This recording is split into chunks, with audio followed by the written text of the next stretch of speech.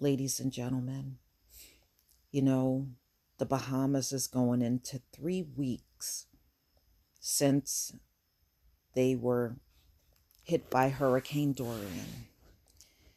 And these folks literally have to start all over again in another location. They have to look for work because all of them said their jobs were wiped out. And the places of business are all gone, just like the homes are gone.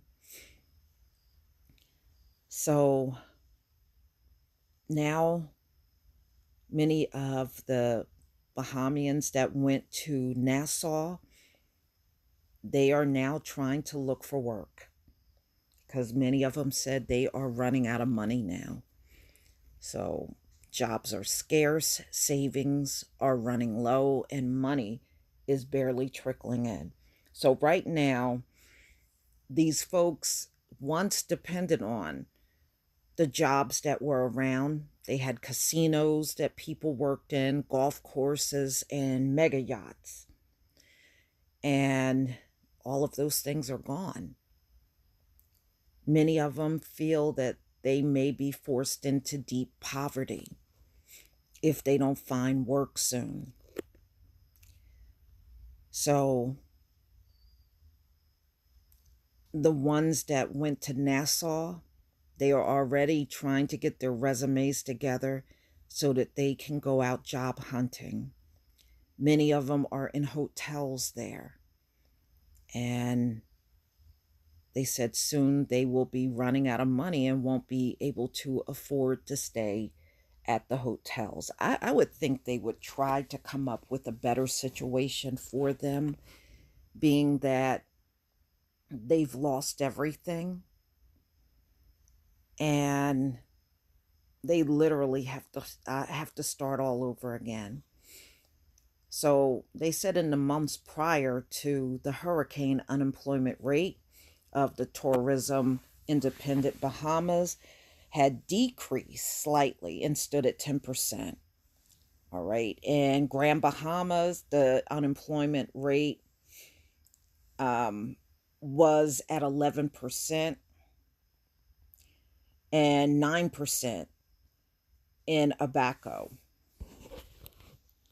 So they are saying people are trying to find any kind of work right now that lost their jobs. So, and it's writing about this one man. His name is Carl Swan. He was an IT technician from Abaco, and he is doing his resume on his cell phone and found several leads in Nassau. One's for an assistant engineer, security guard, and electronic salesman. But so far, he did not get any interviews. All right. And he said, staying in the hotel, he feels like he's wasting his money. And it's unclear how many of them are unemployed at this point in time. But the labor minister said they were trying to get unemployment benefits to as many of these folks as possible. And hopefully that will help stabilize the families that are still there.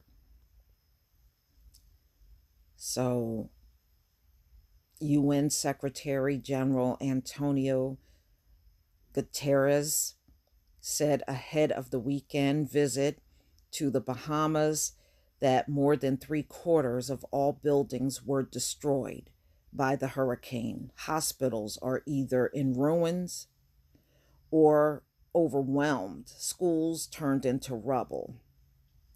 Thousands of people will continue to need help with food, water, and shelter.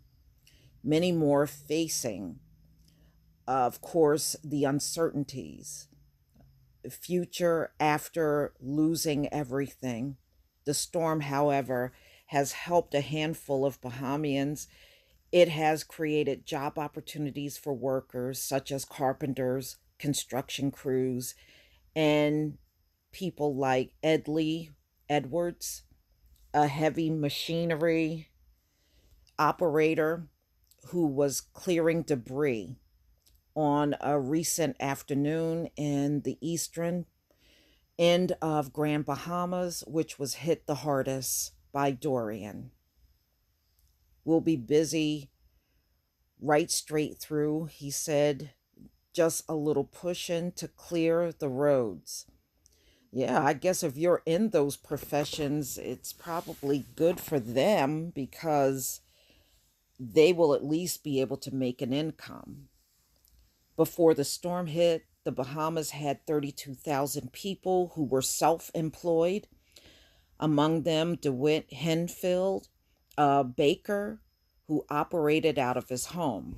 I'm a bread man, he said, as he stood in line Friday outside an emergency operations center in Freeport, seeking food, water, and building supplies and other material since the storm took everything he owned. I have no money.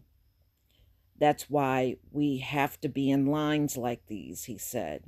We're wondering where our next meal is coming from. Henfield and many others left unemployed by the storm said it has been hard to find a new job because they no longer have cars or clothes for interviews. Wow. Wow. The clients they once served are gone, added Mellon Grant, a beautician who owned a business in Freeport called the Best of the Best. Everybody lost their jobs, so nobody paying to get their hair done. She said, she shook her head. There's no opportunity after the storm because everywhere is basically damaged. Right now, it's just hopeless. Yeah. Like I said, they can't even do the simplest thing, and they're right. You know, their cars were destroyed, or, anything they had as far as transportation is concerned, that is gone, as well as their homes. And, you know, I hope they get help because the situation is going to be dire for many of these people if they're not able to support themselves. So I do understand why one of their biggest concerns is getting a job so that they can take care of themselves. That's why I think it's wrong that Trump said, and the governor of Florida said, they can come, but they're not allowed to work. I think that's wrong. They should be allowed to work in the time that they're here until they're able to go home. To me, that is the right thing to do under the circumstances. Give them something where they can work and have some sense of pride. Right now, they can't just sit around and do nothing. They can't. Many of them have children that they still have to take care of. So I know some members of Congress said they were going to try to give them temporary um, protection while they're here. And if they can give them some type of temporary status, then they will be able to work. So hopefully that'll go through, you know, because working is one of those immediate needs that they have now. They can't afford not to work under these circumstances. So my heart goes out to these folks. Every time I look at these pictures, you just don't realize how bad it is for them. Many of these folks that are cleaning up are contractors from the U.S. Now, just imagine that. These U.S. contractors can go there and work, but the people coming on those ferries to Florida, they're not allowed to work. boy, I see so many things wrong about that. It's not even funny.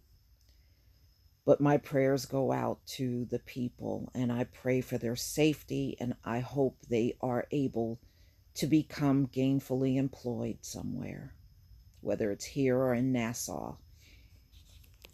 Please leave your comment and subscribe. Don't forget to hit on the notification bell, and I'll see you on the next video. Peace, family.